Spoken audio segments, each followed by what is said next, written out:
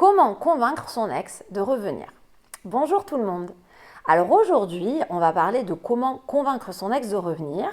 C'est pas une question là de manipuler ou de forcer les choses, mais plutôt de créer une situation où en fait ton ex naturellement serait en mesure d'avoir envie de revenir vers toi. Je vais donc dans cette vidéo te livrer 5 étapes clés pour établir une base solide. Si les sentiments sont encore là, même s'ils sont en sommeil, les conseils en fait vont te permettre du coup vraiment d'essayer de relancer quelque chose entre vous. Alors avant de commencer, sache que je t'ai laissé la possibilité en complément de cette vidéo d'avoir accès à un mail complètement gratuit dans lequel je te livre une checklist de 14 interdits. Ce sont des interdits que j'ai sélectionnés de par mon expérience, des interdits peut-être parfois auxquels tu ne penses même pas, mais qui vont te permettre, si tu les respectes, justement de tenir le bon cap. Donc pour y avoir accès, c'est très simple. Une fois que tu auras terminé de voir cette vidéo, tu auras dans sa description en dessous le lien apparaît, tu verras de cliquer dessus. Pour ceux qui peut-être ne me connaissent pas encore, je suis donc Christelle Lepage, je suis spécialisée dans les dynamiques amoureuses, experte en reconquête amoureuse. Je suis là pour te donner des conseils, j'ai envie de dire tester et approuver durant mes coachings personnalisés pour t'aider justement à vraiment mettre toutes tes chances de ton côté si aujourd'hui tu souhaites renouer le lien avec ton ex pour qu'il te redonne finalement une chance pour sauver votre histoire si tu penses vraiment aujourd'hui que ça vaut le coup d'essayer et de le faire. Donc si ce n'est pas déjà fait, je t'invite fortement à t'abonner à ma chaîne qui va forcément t'être utile en cliquant aussi sur la petite cloche des notifications pratiques pour être averti à chaque nouvelle sortie de vidéo et du coup ne louper aucun conseil à venir. Alors comment convaincre ton ex de revenir? Première étape, rassure ton ex. Après une rupture, c'est courant qu'il y ait des peurs, des doutes, voire des insécurités qui s'installent. Donc ton ex pourrait craindre en fait que si vous vous remettiez ensemble, les mêmes erreurs se reproduisent. Donc pour donner à ton ex l'envie de revenir, le premier pas en fait, ça va être de le ou la rassurer en lui montrant que tu as évolué et que tu es prêt aujourd'hui à faire les choses différemment. Il faut comprendre que rassurer son ex en fait, c'est dissiper d'une certaine façon les craintes qui sont liées à la relation du passé. Si ton ex voit que tu es désormais plus serein et capable finalement de gérer la situation différemment, ça peut l'inciter à avoir envie de revenir en lui donnant l'assurance finalement qu'avec toi ça pourrait réellement maintenant être différent et que peut-être cette relation pourrait être plus saine et plus épanouissante. En fait, plus tu vas inspirer confiance et plus tu vas donner envie de reconsidérer votre couple à ton ex parce que il ou elle sera amené en fait à se sentir en sécurité émotionnelle. Il y a beaucoup d'ex, je le dis souvent, qui se séparent mais qui sont pourtant encore très amoureux aujourd'hui ou amoureuses, mais qui ont simplement plus envie de revivre des choses difficiles de la relation passée et qui du coup préfèrent mettre un terme à l'histoire. Donc en réalité, si ces personnes étaient sûres de vos changements, convaincues que tout pourrait aller mieux, elles n'auraient rien à perdre de vous redonner une chance. Mais elles sont souvent confrontées à cette peur que finalement les choses reviennent, repartent comme à l'époque et du coup ne vont pas être tentées de réouvrir une porte. Donc c'est pour ça que si aujourd'hui par exemple ton ex te reprochait d'être trop jaloux ou jalouse ou je sais pas, de manquer de confiance en lui ou en elle, tu vas pouvoir lui montrer que tu as changé en évitant tout simplement de poser des questions intrusives ou en cherchant à surveiller ses activités. Tu vas donc faire tout l'inverse finalement de ce que ton ex pourra attendre de toi par rapport à ses défauts. Au lieu donc de lui demander constamment, par exemple, où est-ce qu'il est, avec qui, tu vas lui montrer que tu es en mesure aujourd'hui de respecter son espace. En fait, ce calme, du coup, et cette maîtrise vont montrer à ton ex que tu es capable de changer, ce qui peut vraiment le ou la rassurer. Donc ça fonctionne bien sûr pour plein d'autres exemples.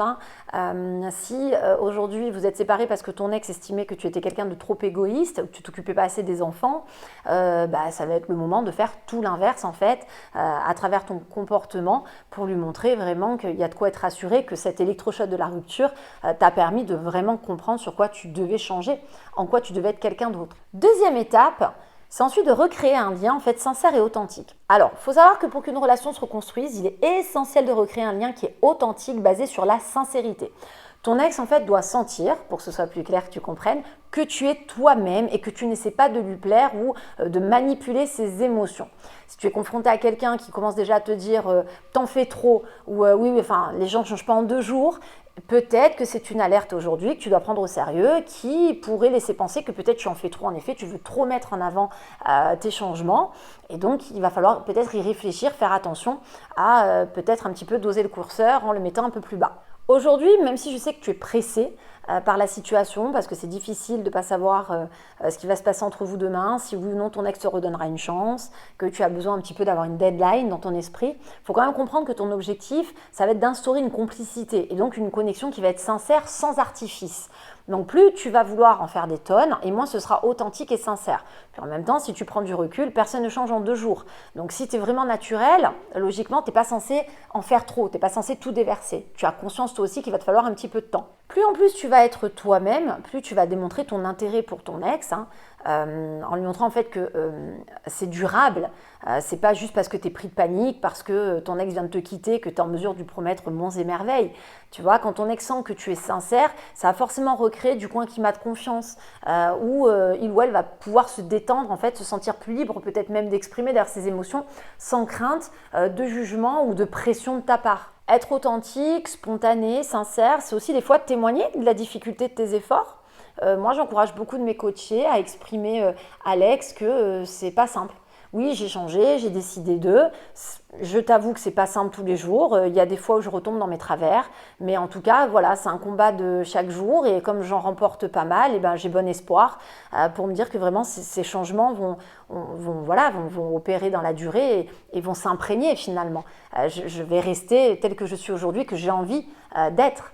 Donc c'est ça aussi, être authentique et sincère. C'est aussi ne pas avoir peur de dire que ça peut être long, ce processus de changement, et qu'il n'est pas si simple au quotidien. Au-delà aussi de parler de toi, de tes efforts, être authentique et sincère aussi dans vos échanges, c'est d'assumer de prendre des nouvelles.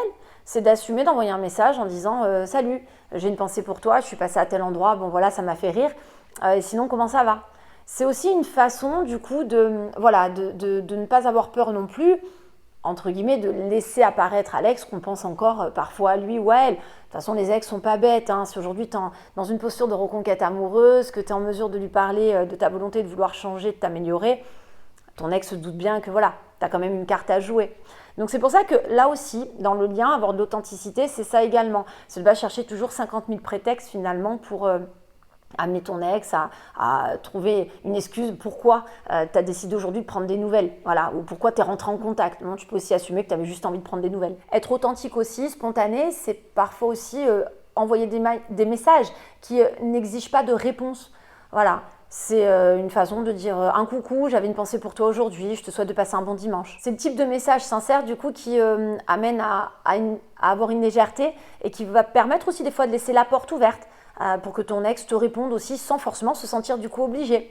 Des fois c'est mécanique, plus on se sent obligé, moins on a envie de le faire. Puis des fois quand on sent qu'il n'y a pas de pression, on n'est plus à même finalement d'avoir envie de répondre également. Troisième étape indispensable, il faut vraiment passer par celle-là à un moment donné, ça va être de créer des moments de qualité en fait sans pression toujours.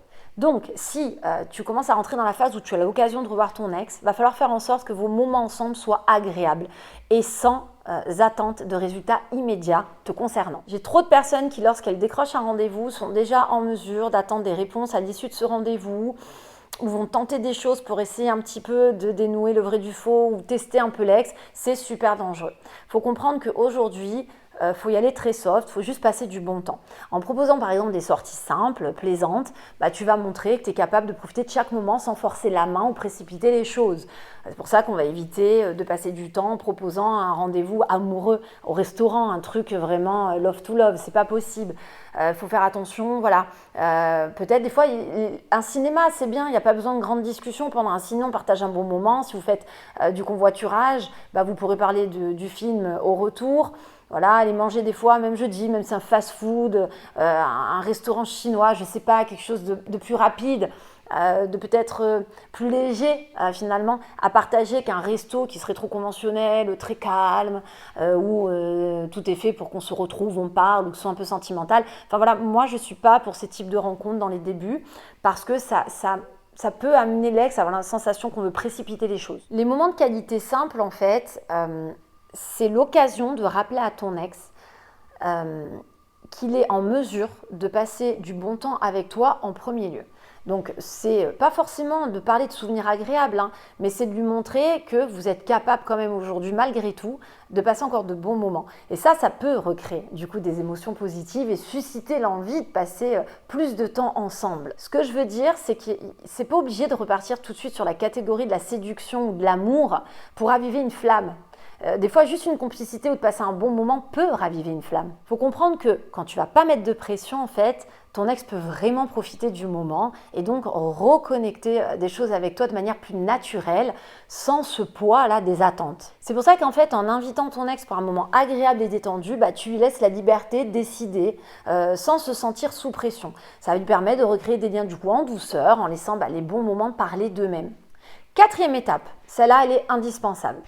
Montre que tu as accepté et respecté la rupture. Accepter et respecter la rupture, c'est fondamental en fait pour que ton ex puisse envisager de revenir vers toi.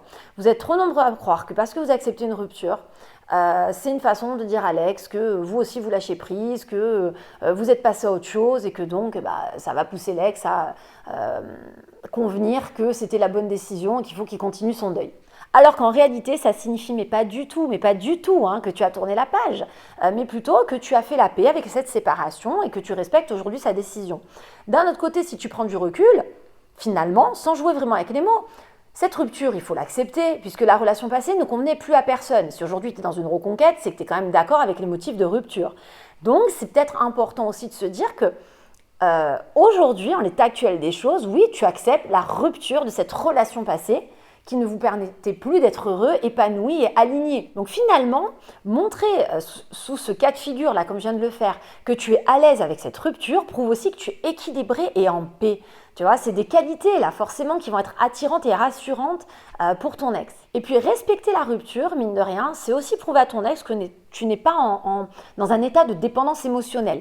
Ton ex doit aussi sentir que tu as accepté la situation et que tu es prêt aujourd'hui aussi à avancer, que ce soit avec ou sans lui, finalement d'une certaine façon. Déjà parce que c'est plus séduisant de laisser la porte ouverte, que ton ex peut aussi un jour te perdre.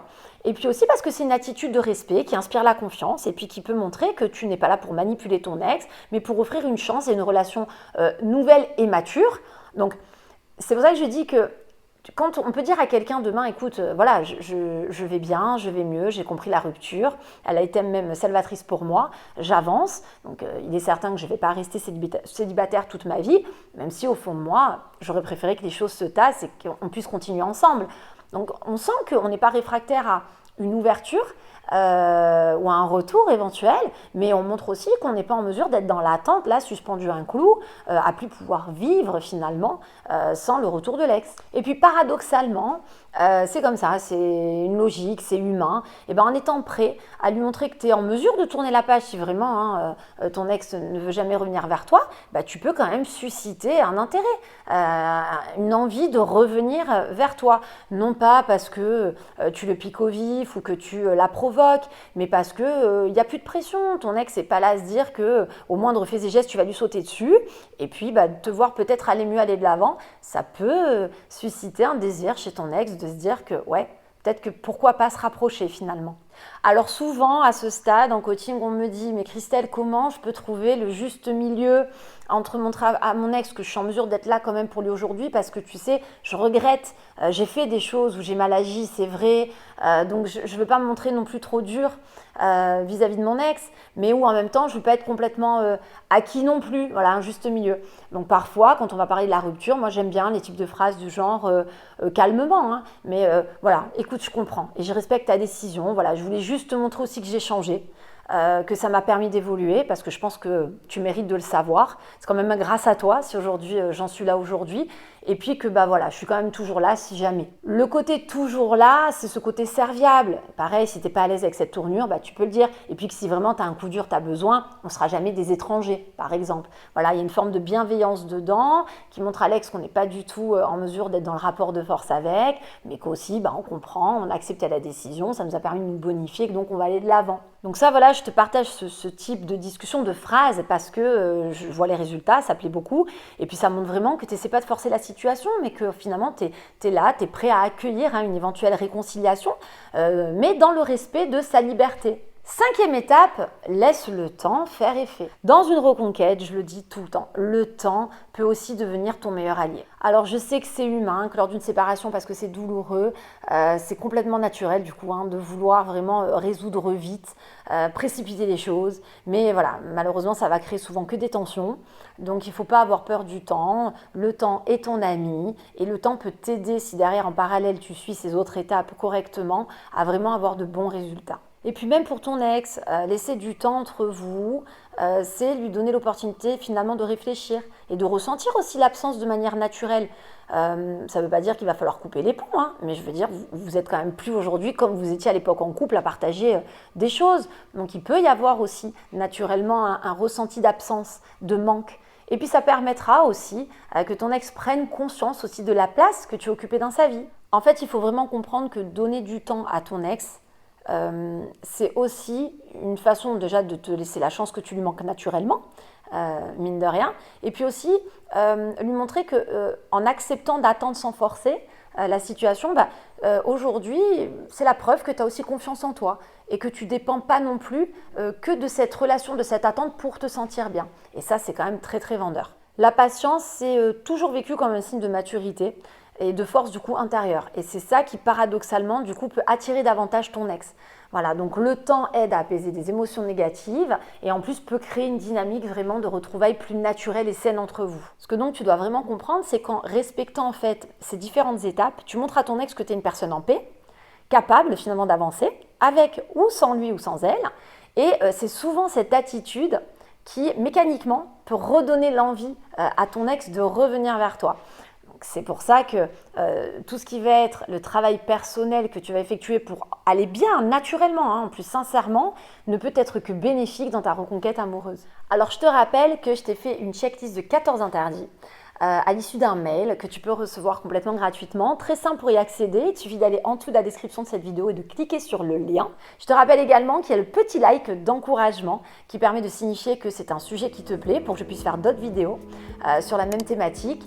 Pense également, si ce n'est pas déjà fait, à t'abonner à la chaîne et à cliquer sur la petite cloche des notifications très pratique pour ne louper aucun conseil à venir. En attendant, moi je te dis à très bientôt pour toute la suite de mes vidéos.